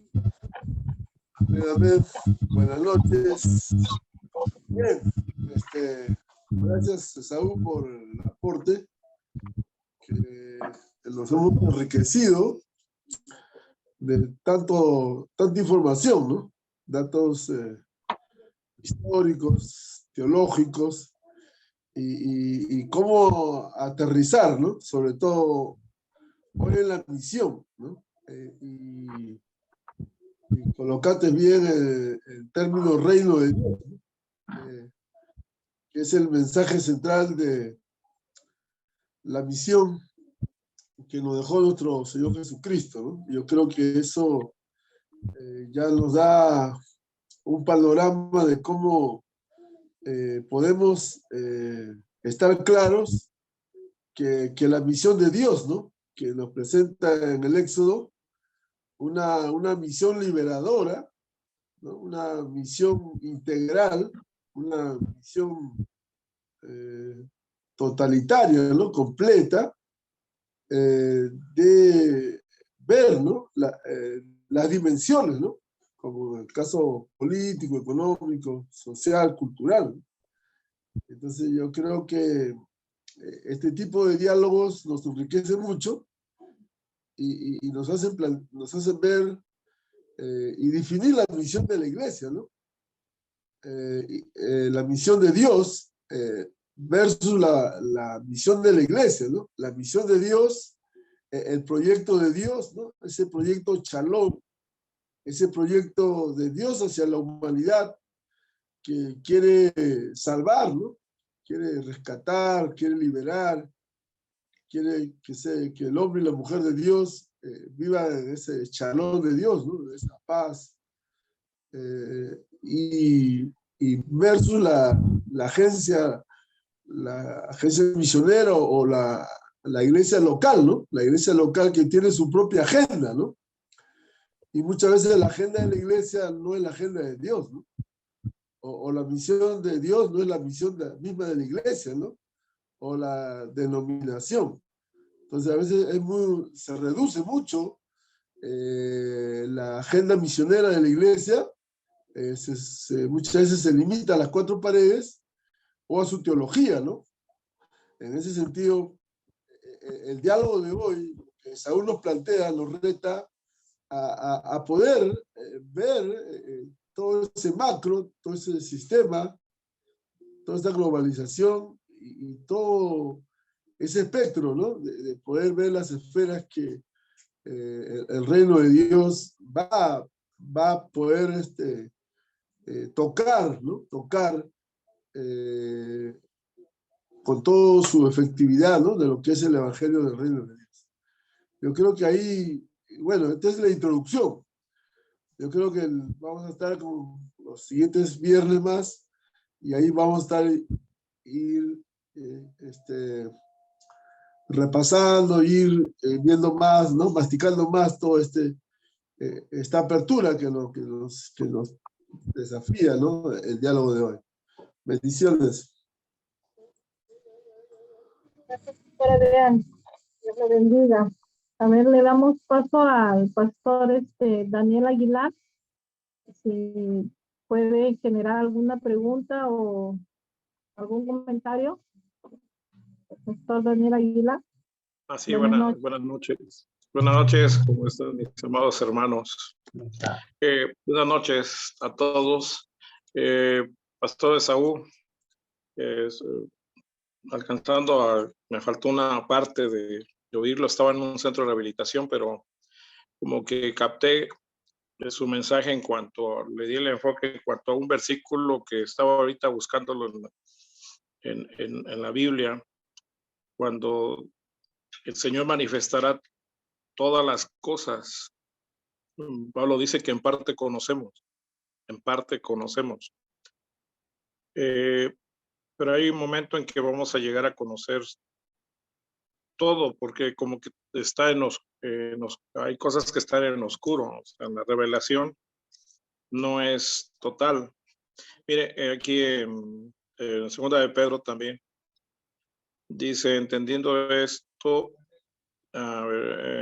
dice, tenemos también la palabra profética más segura, en la cual hacéis bien en estar atentos como una antorcha que alumbra en lugar oscuro hasta que el día esclarezca y el lucero de la mañana salga en vuestros corazones. O sea que ese día que esclarezca, eso es lo que yo estoy entendiendo, no sé, porque durante todo este trayecto que usted realizó, no todo se les manifestó, no todo se les reveló a ellos.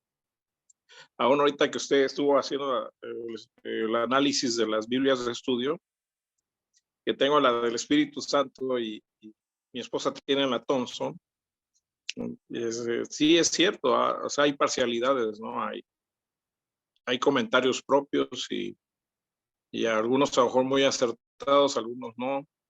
Una hermenéutica de acuerdo al perfil de la iglesia de aquel entonces, ¿no?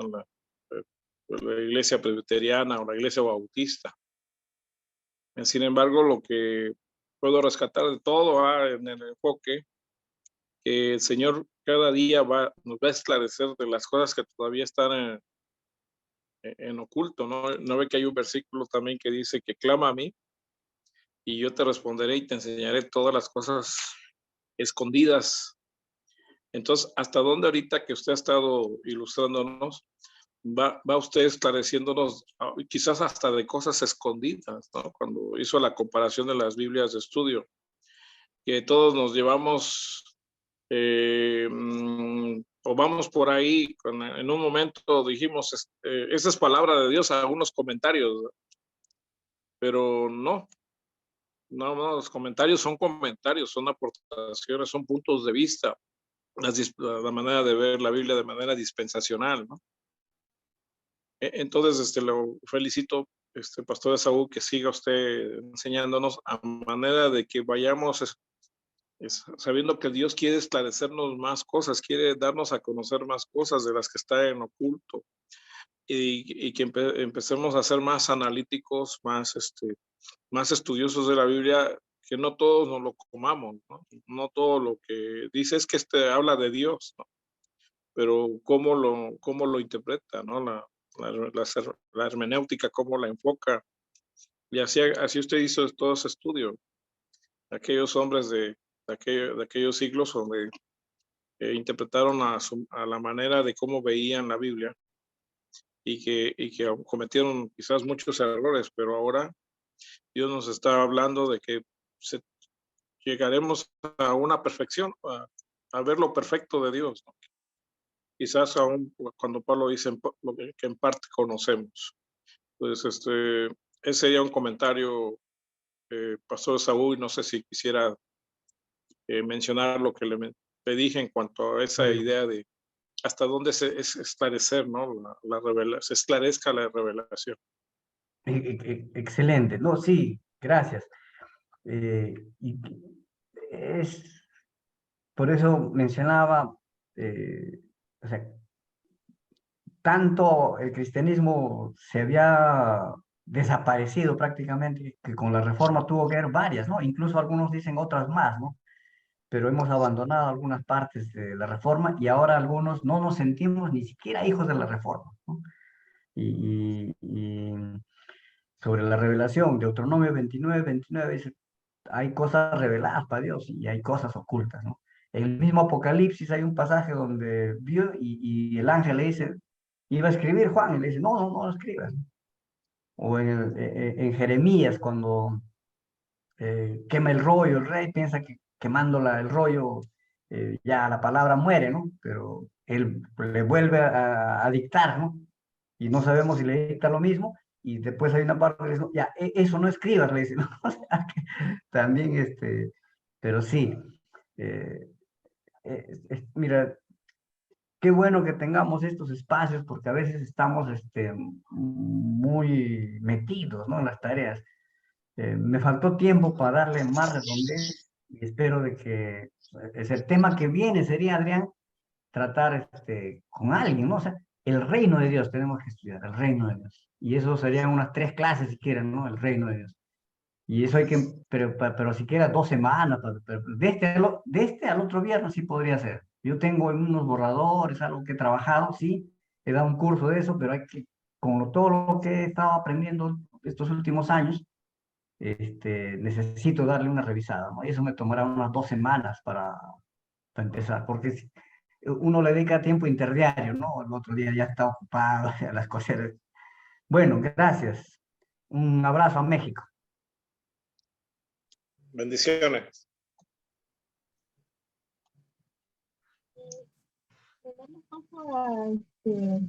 Eva Lozano. Buenas noches, Dios la bendiga. Hermana Eva Lozano. Sí, hermana. Pregunta o comentario respecto al tema de Pastor Esaú. ¿Me puedes repetir la pregunta? No la escuché. Si podría hacer o generar alguna pregunta o comentario referente al tema que comentó el pastor Esaú Espinosa.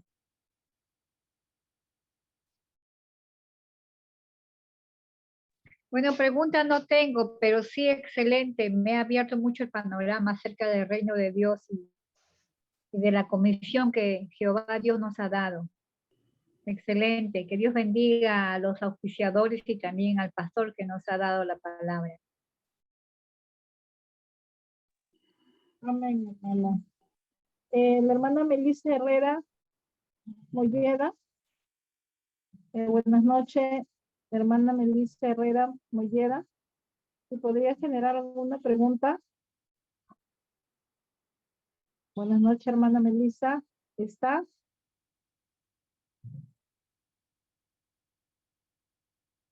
A ver, pasamos con el pastor Ricardo Ames. Buenas noches. Buenas noches, pastor Ricardo Ames. Si podría generar alguna pregunta o comentario con respecto al tema que trajo el pastor Esaú Espinosa. Siervos de Dios, Dios me lo bendiga. Bien. ¿Se me escucha bien, por favor? Sí. Sí. ¿Se me escucha bien? ¿Se me escucha bien, por favor? Perfectamente. Muchas gracias, muchas gracias. Antes que nada, muy buenas noches a todos, siervos del Altísimo. En esta tarde, para mí es un placer expresar un saludo, una apreciación, un comentario, de repente alguna pregunta al final. Y obviamente para mí es un privilegio poder contrastar algunas apreciaciones con el fin de encontrar una beta misteriosa en la cual Dios está revelando para que los príncipes puedan aprender más de la sabiduría divina y entender más de su soberanía, sus propósitos para estos tiempos, para poder discernir los signos de los tiempos. Pues bien, coincido completamente con el hermano Esaú Espinosa. Para mí es una alegría saber de que están los 3 Espinosas aquí, Adrián, Esaú. Y bueno, para mí entender pues de que efectivamente en Jeremías manifiesta de cómo es que la palabra estuvo sellada. Estaba profetizada que iba a estar sellada. Y que obviamente ese sellamiento iba a impedir que las personas que quieran leer no podían entender lo que está. ¿Por qué? Porque estaba sellada. Ese fue propósito de Dios, ese es el misterio de Dios, ¿por qué lo selló? O de repente era para no darle pistas al enemigo, ¿no? Dios sabe muy bien de que estamos en una lucha espiritual. Pero en la profecía misma también manifestó que iba a estar sellada la palabra y que en un momento determinado iba a estar abiertos esos sellos.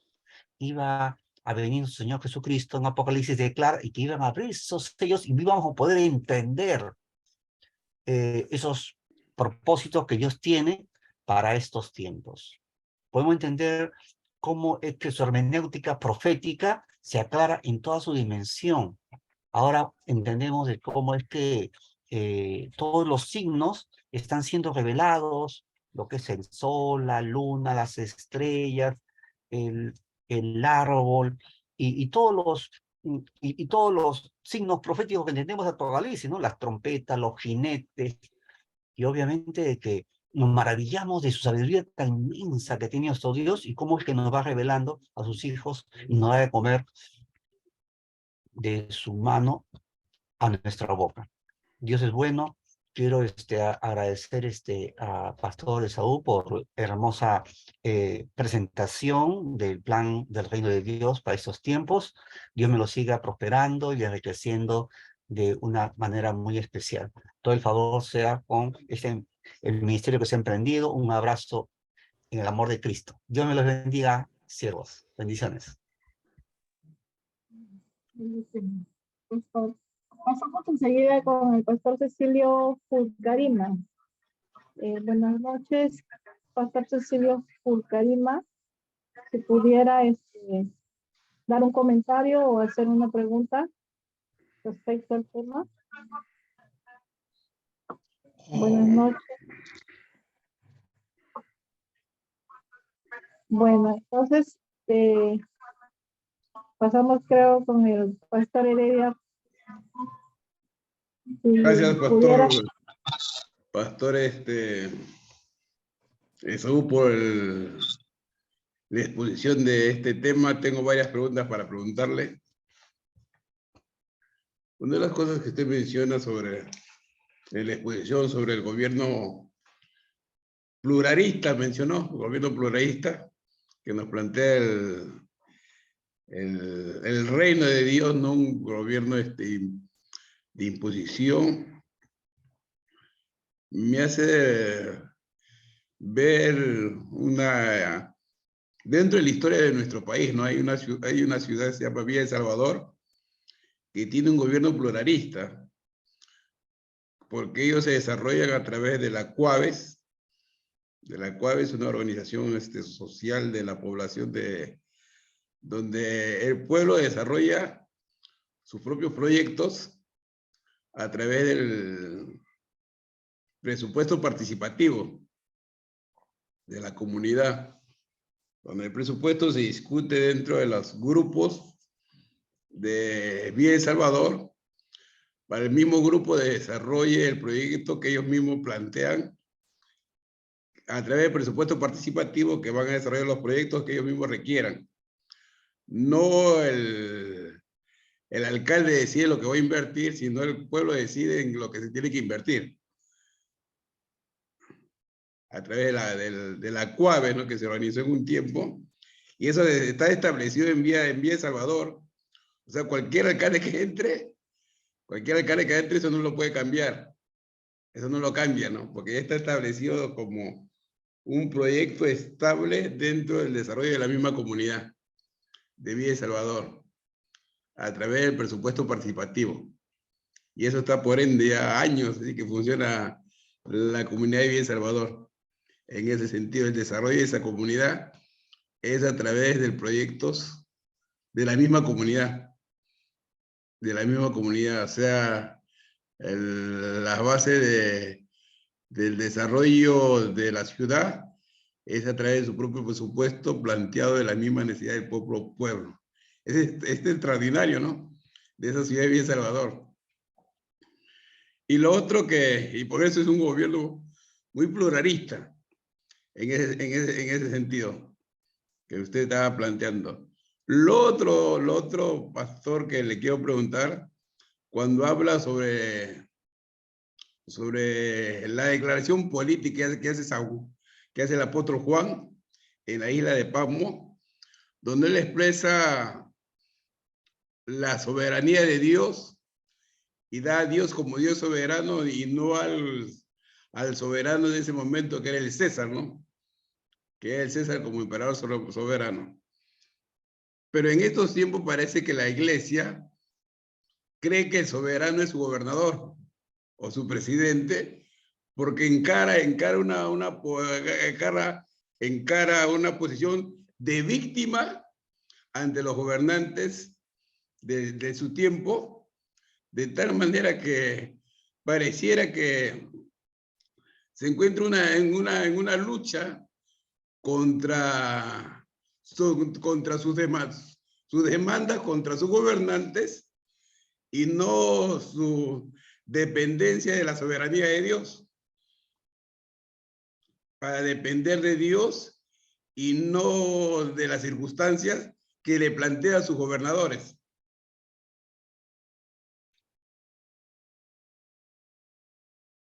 Entonces, ¿dónde debemos cambiar esa actitud, verdad? De sentirnos víctimas de nuestros gobernantes, como lo hacía como Juan, ¿no? Juan no se siente una víctima estando preso, sino se siente como un revelador de la palabra misma, ¿no? Entonces debemos cambiar, me parece, esa óptica que muchas veces nos planteamos como iglesia en estos tiempos, que contextualizar lo que usted está planteando.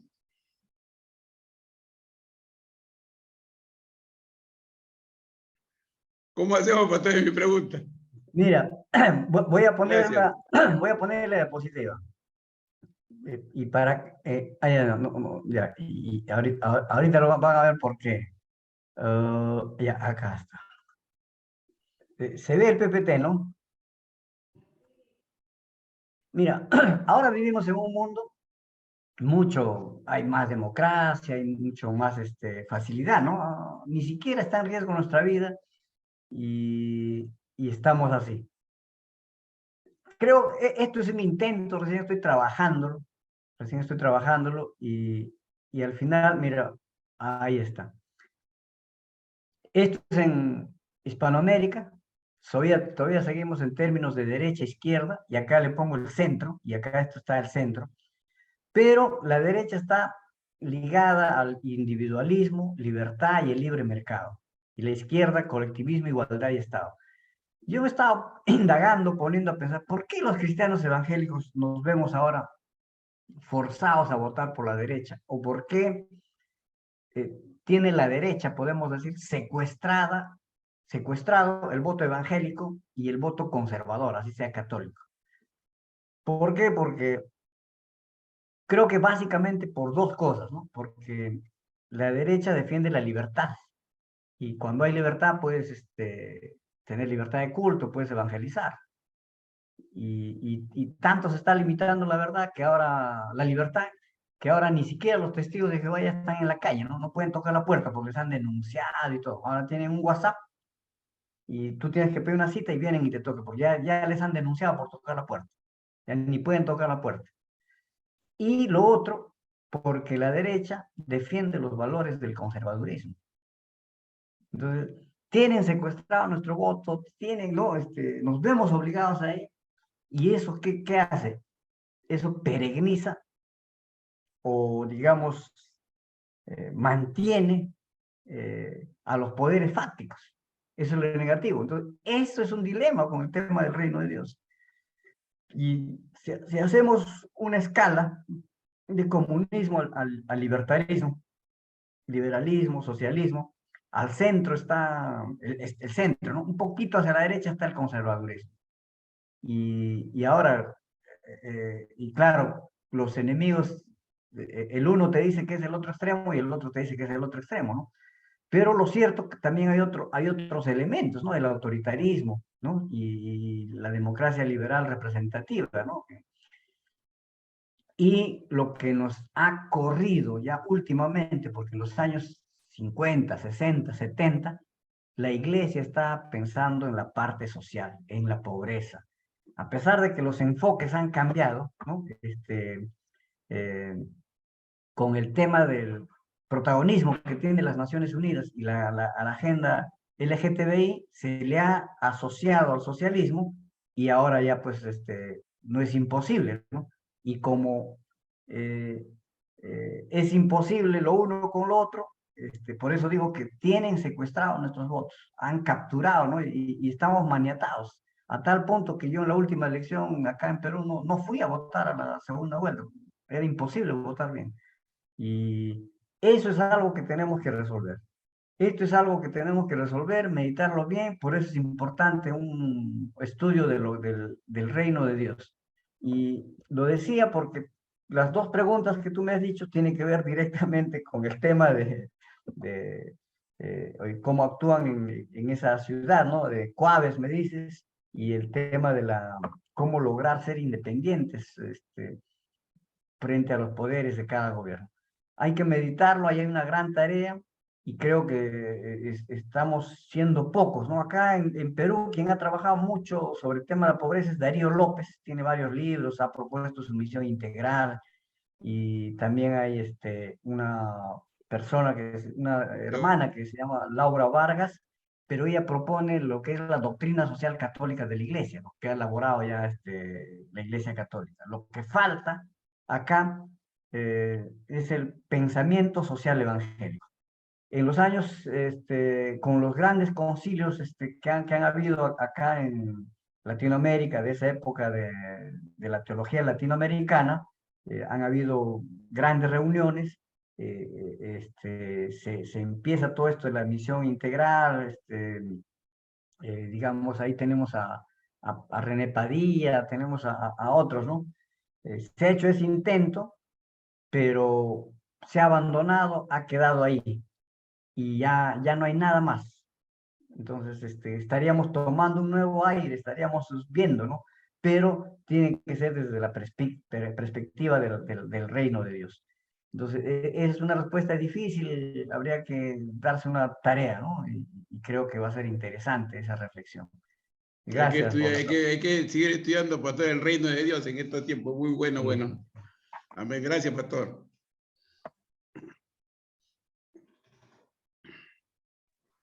Bueno, amén, pastores. Le doy paso a la hermana del Pilar. Buenas noches, hermana del Pilar. Si tuviera alguna pregunta. O Melissa Herrera Molleda. Buenas noches, hermana Melissa Herrera. Si pudiera dar alguna pregunta o comentario respecto al tema.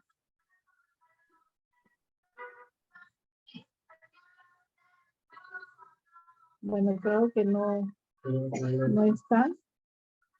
Gloria a Dios. Bueno, hermanos, Dios los bendiga a todos. Creo que no están presentes a los que he mencionado. Pues dando ya casi el final del tema que hemos tenido hoy, que ha sido un punto muy importante también. Y gracias también porque de ello también aprendo cada día más. Gracias, Pastor Esaú Espinosa, por su gran tema, importante también para nuestras vidas. Gracias a todos los presentes del Pilar, hermana del Pilar. Amén, Dios la bendiga. Bueno, entonces nos despedimos con una oración. ¿O tienen alguna pregunta, algún comentario? ¿Alguno de los pastores, ministros presentes? Amén, amén, amén. Oramos, hermano.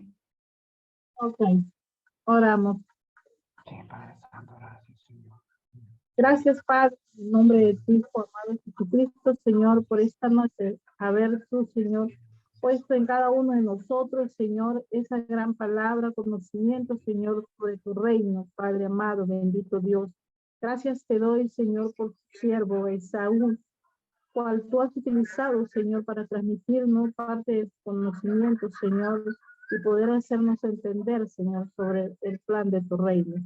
Gracias te doy por todos los ministros presentes, por el pastor Adrián, pastor Heredia, y todos aquellos presentes que están en esta noche, Señor, por el cual tú has tenido propósitos, Señor, y planes de tenernos esta noche en tu nombre, amado Jesús. Con todo ello, Señor, bendigo la vida de cada uno de ustedes, Señor. Llévalos en paz, tranquilidad, Señor, esa paz que solamente tú nos sabes dar, bendito Dios, y bendícelos, Señor, a cada uno de ellos y de sus familias también. Gracias te damos en el nombre de tu Hijo amado Jesucristo, Señor. Seamos todos bendecidos.